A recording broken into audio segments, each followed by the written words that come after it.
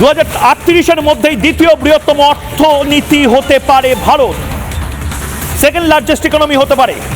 Purchasing প্যারিটির নিরিখে 2030-এর মধ্যেই ভারতের অর্থনীতি আরো এগিয়ে যাবে। 2038-এর মধ্যে দ্বিতীয় বৃহত্তম অর্থনীতি হতে পারে ভারত। EY এর সমীক্ষা অনুসারে 2030-এর মধ্যেই অর্থনীতি হবে $20.7 ট্রিলিয়ন।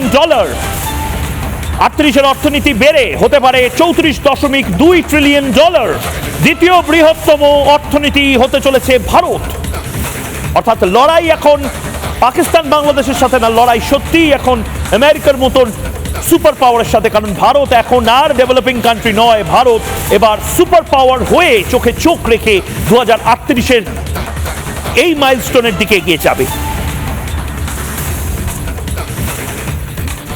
দেখুন, প্রবলেমটা কি জানেন তো? প্রবলেমটা হচ্ছে এই সমস্ত অ্যাচিভমেন্ট আমরা চিৎকার করে গলা ফাটিয়ে বাংলার মানুষকে একেবারে বিভিন্ন জেলায় জেলায় যাতে মানুষ শুনতে পারেন, তার জন্য ময়ূক এই খবরগুলো আপনাদের সামনে নিয়ে আসে।